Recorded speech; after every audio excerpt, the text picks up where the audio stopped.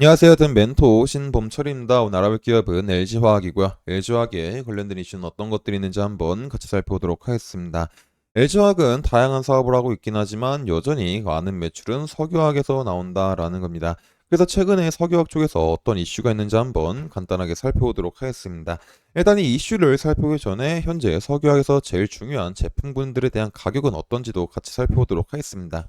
일단 이제 유가부터 먼저 살펴보게 된다면은 유가는 이제 3월 18일 날에 국제 유가가 4개월 만에 최고 수준까지 올랐다라는 거죠. 브렌트 같은 경우는 전장 대비 1.8% 올라서 86.89달러에 거래가 마쳤고 미국 서부 텍사스 원유 같은 경우는 2.1% 상승해 가지고 82.72달러에 마감을 했다라는 겁니다. 결국 이 두 유종 모두 다 지난해 10월 31일, 10월 27일 이후에 최고가를 기록했다라는 거죠.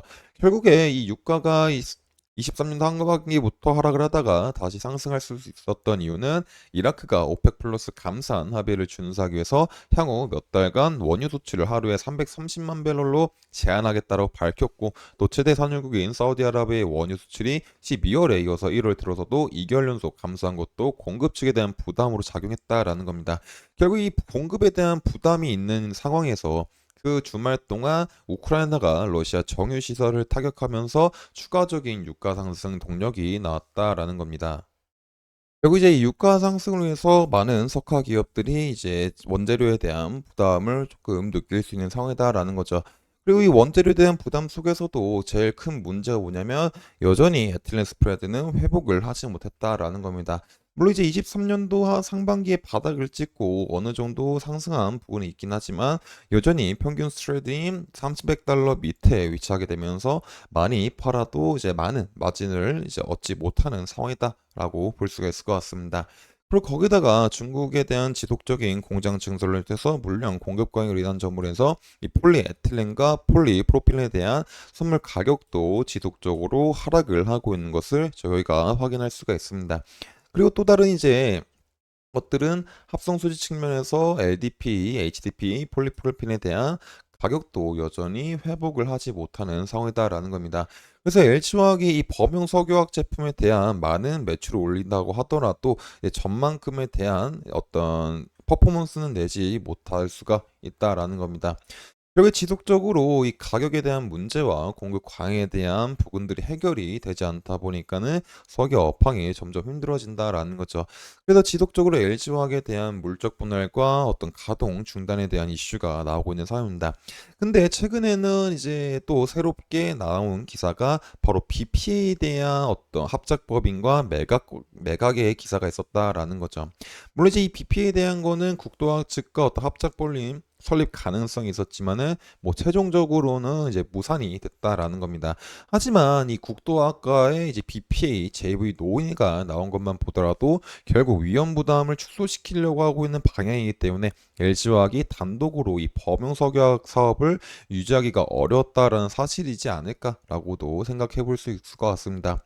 그래서 하도 상황이 안 좋다 보니까는 지속적으로 이런 기사가 나오고 있는 거죠. 그래서 관련된 기사를 살펴보게 되면은 LG화학의 이제 여수 NCC 새 주인이 이제 쿠웨이트 PIC다. 그래서 이 기사를 살펴보게 된다면 이 신학철 LG화학 부회장이 여수 나프타 분해 시설 NCC 이 공장 매각에 대해 계획이 없다고 거듭 일축한 것 달리 내부적으로는 매각 저하에 속도를 내고 있는 것으로 파악했다라는 겁니다. 다만 합작사 형태로 절반가량의 지분을 매각하는 방향이 유력하게 검토가 되면서 석유학사업 본부에서 고용 불안정에 대한 우려가 커지고 있다라는 겁니다. 그래서 11일 투자업계에 따르면 LG화학은 쿠웨이트 국영 석유회사인 KPC의 석유화학 자회사 PIC와 여수 NCC 공장 매각 협상을 진행 중이다. 아울러 폴리올레핀 등 중국발 공급 과잉으로 타격이 큰 범용 화학 제품을 생산하는 기초 소재 사업 부분은 이 공장에 묶어 매각하는 방안 역시 추진이 되고 있다라는 겁니다. 결국 이제 아직 결국 저번에 NCC 물적분에 대한 공시가 나왔을 때 어떤 기사가 나왔을 때 아직까지는 이제 관련이 없다라는 공시가 냈기 때문에 정확하게 이제 내부 사정을 알 수가 없다라는 겁니다. 하지만 지속적으로 이제 이런 기사가 나오고 있다라는 거는 역시 LG화학의 석유화학 사업에 대한 상황이 좋지 않다라는 걸 이제 알 수가 있을 것 같습니다. 그리고 이제 LG화학이 이 쿠웨이트와 이제 손을 맞잡는 이유는 이제 중동 오일먼을 통해서 중국 시장에 대한 위협에서 벗어나자라는 전략으로 볼 수가 있을 것 같습니다.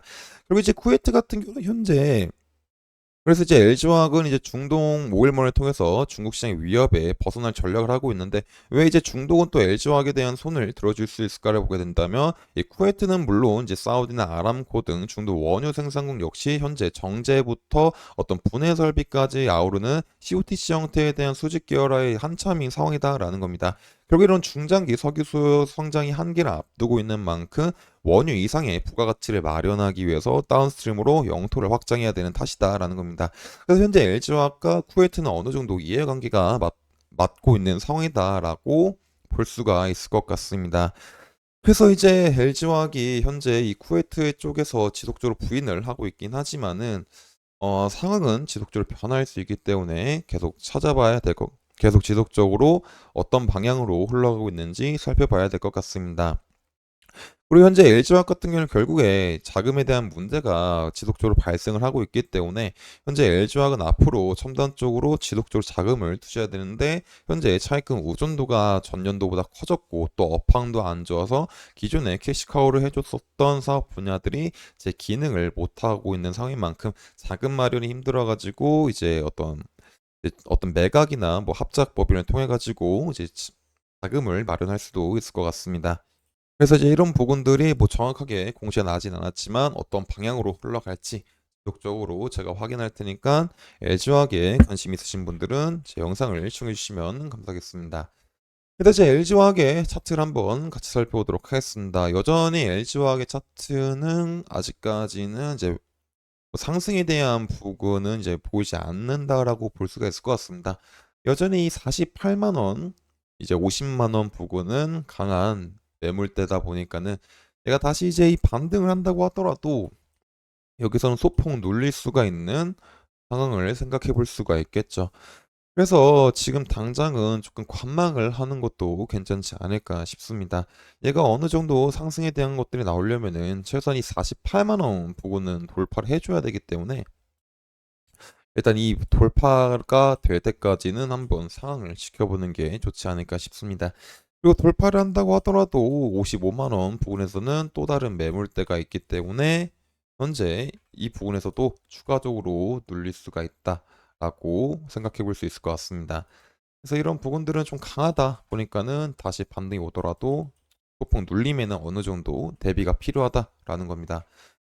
그래서 LG화학 같은 경우는 현재 이제 주가도 뚜렷한 방향성을 보여주고 있는 상황은 아니고 또 업황 자체도 어느 정도 풀릴 수 있는 기미가 있긴 하지만은 여러 변수들이 있어서 함부로 예측하기가 쉽지는 않은 상황이다라는 겁니다. 그만큼 이제 LG화학이 현재 조금 어려운 상황을 겪고 있긴 하지만 LG화학은 여전히 이제 성장 가능성이 이제 충분한 회사다 보니까는 이 어려움을 잘 이겨내지 않을까 싶습니다. 그래서 이런 부분들을 제가 지속적으로 확인을 해서 여러분들한테 알려드릴 예다 보니까 LG화학에 관심 있으신 분들은 제 영상을 시청해주시면 감사하겠습니다. 이상 대형 멘토 신범철이었습니다.